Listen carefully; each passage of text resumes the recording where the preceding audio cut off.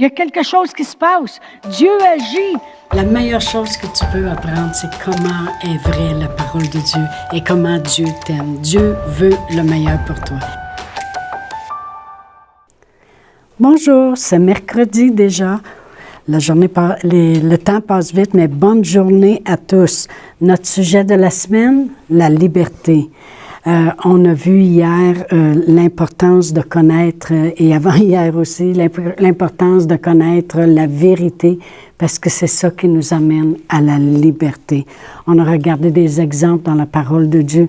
On a vu, exemple, que la femme avec l'issue de sang, qui depuis 12 ans, puis elle avait tout perdu, son argent, couru de médecin en médecin et tout, et combien elle a connu la vérité en connaissant notre Seigneur Jésus-Christ, et lorsqu'elle s'est approchée, elle a eu la liberté. Elle a eu la guérison qu'elle cherchait depuis si longtemps. Ce que je veux qu'on voit aujourd'hui, on va regarder ça d'un autre angle. Ce que je veux qu'on voit, c'est que nous avons un ennemi, un adversaire, qui ne veut pas que l'on soit dans la vérité. On va aller à 1 Pierre 5, verset 8. La parole de Dieu nous dit dans 1 Pierre 5, 8, « Soyez sobres, veillez. Votre adversaire, le diable, on a un nom ici, rôde comme un lion rugissant, cherchant qui il dévorera. » C'est important de savoir qu'il y a quelque chose, le diable, qui va toujours travailler contre la liberté que nous devrions avoir. Et vous allez dire, « Oh mon Dieu, elle parle du diable. » Jésus en parle continuellement. Lui-même a dit, « Je suis venu afin de détruire les œuvres du diable. » Eh bien, Jésus a dit dans Jean 10, 10, « Le voleur, il lui donne un nom. Le voleur ne vient que pour voler, égorger, détruire. » Il dit, « Moi, je suis venu afin que les brebis aient la vie et qu'elle l'ait en abondance. » Alors, c'est important que notre foi soit fondée sur la vérité, puis être conscient qu'on a un adversaire qui voudrait nous conduire en dehors de la vérité. Comment il fait cela? La réponse se trouve dans 2 Timothée 4. Dans 2 Timothée 4,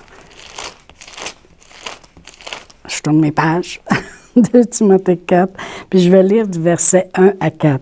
La parole de Dieu dit, « Je t'en conjure devant Dieu et devant Jésus-Christ qui doit juger les vivants et les morts, et au nom de son saint avènement et de son royaume. » Ici, l'apôtre Paul parle à Timothée.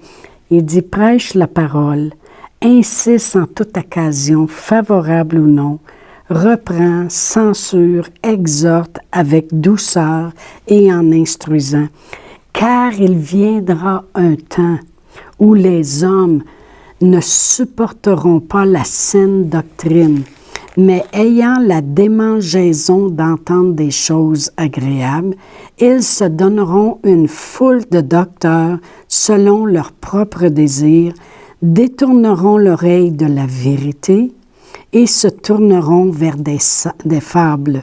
Mais toi, sois sobre et supporte la souffrance, fais l'œuvre d'un évangéliste, remplis bien ton ministère. » Alors ici, on peut voir que l'apôtre Paul y exhortait Timothée à prêcher la parole. Il dit, « Envoie, prêche la parole, insiste en toute occasion. » Pourquoi?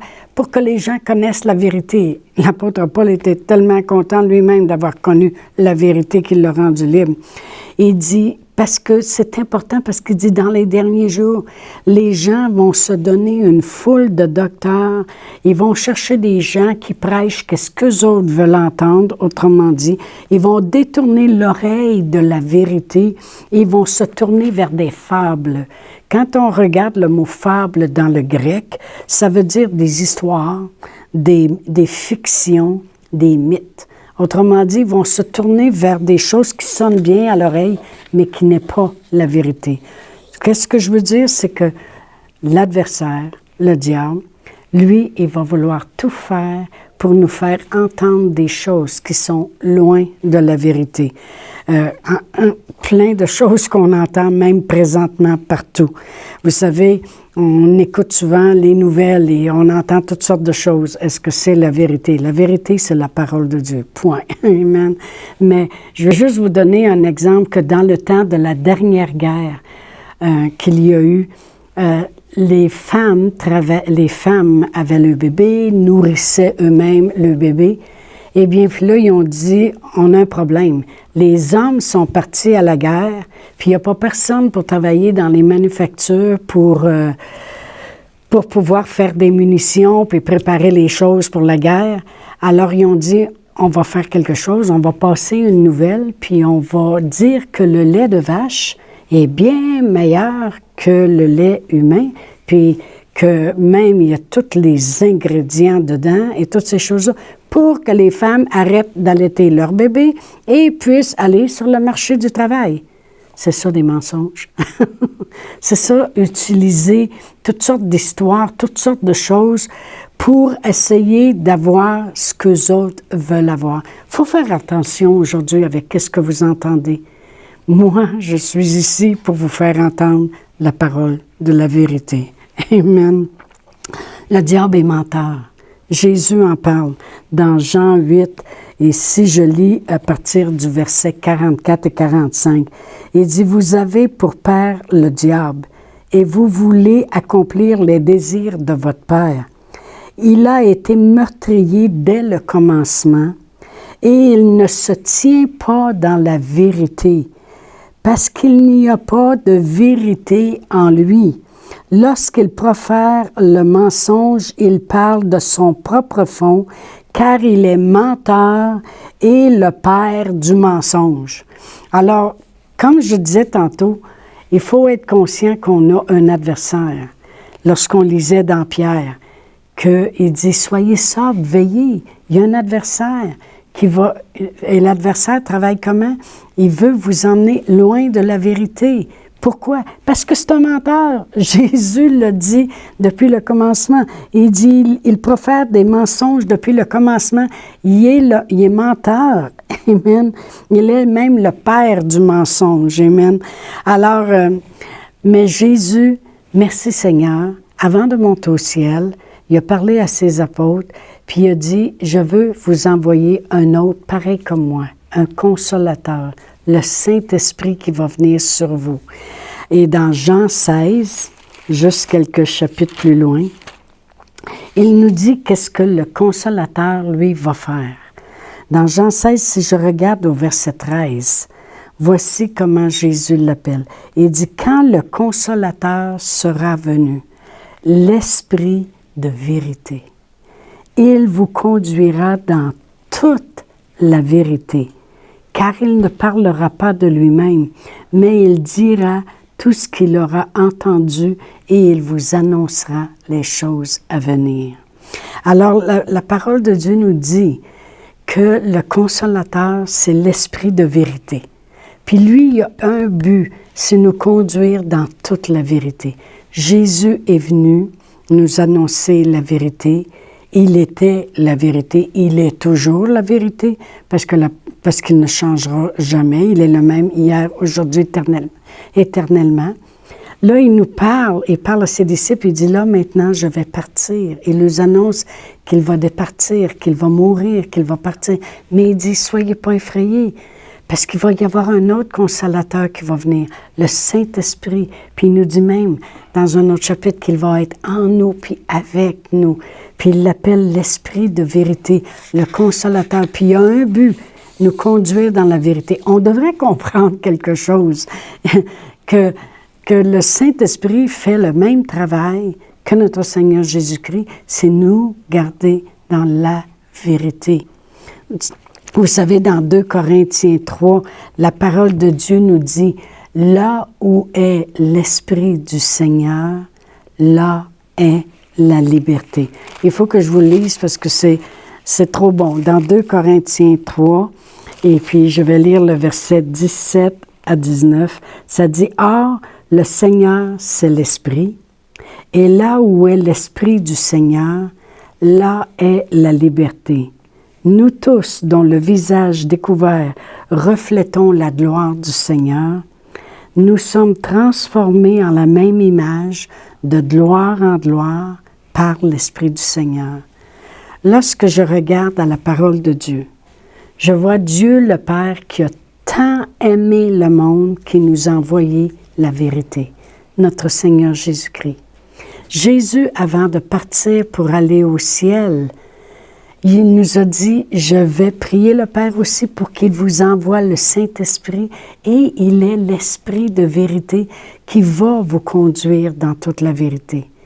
Qu'est-ce qu'il fait quand il nous conduit dans toute la vérité? La Bible dit, je viens de lire au verset 17, « Là, or le Seigneur, c'est l'Esprit, et là où est l'Esprit du Seigneur, là est quoi? La liberté. » On continue toujours de parler de notre sujet de la liberté, parce que c'est ce que le Seigneur premièrement m'a mis à cœur, mais c'est ce que la parole de Dieu veut nous amener, à la liberté. Savez-vous que présentement, c'est sûr que ça fait 30 ans que j'enseigne la parole de Dieu. Mon mari et moi avons fait 2 écoles bibliques, une de 2 ans, une de 4 mois, pour approfondir encore plus dans la parole de Dieu. Et ce serait plus difficile pour moi de croire tout ce que je peux entendre comparé à la parole de Dieu. C'est ce que je désire pour vous, que vous veniez à la place, que vous compreniez la vérité de la parole de Dieu. Oui, avant de connaître le Seigneur Jésus, j'avais plein de questions que je me demandais continuellement. La question que je me posais le plus, c'est pourquoi une femme de 30 ans aurait un cancer, laisserait son mari avec ses 2 enfants pour mourir, et vous me dites que Dieu en avait besoin au ciel. Si Dieu a besoin de nous au ciel, je me demande ce que les anges ont à faire. Anyway. Mais je ne comprenais pas. Dieu ferait mourir une femme de 30 ans, laisserait les 2 petits-enfants sans leur maman, laisserait un mari parce que Dieu en aurait besoin. Je disais, ça n'a pas d'allure, ça ne fait pas de sens. Je n'étais pas capable d'accepter des choses comme ça. Et c'est une des raisons pourquoi je vivais dans la peur. Mais un jour, je suis venue à la connaissance de la vérité. Ça serait plus difficile maintenant pour vous de me convaincre du mensonge que de la parole de Dieu qui m'a rendu libre. On va continuer demain. Moi, je vais vous encourager à demeurer dans la vérité. Alors, on va continuer demain avec notre sujet. Et puis, je peux vous dire, n'oubliez pas, si vous voulez me contacter, il y a Facebook, mon nom, Chantal Paulus. Et puis, ça va me faire plaisir de pouvoir communiquer avec vous. Je vous aime. Alors, à demain.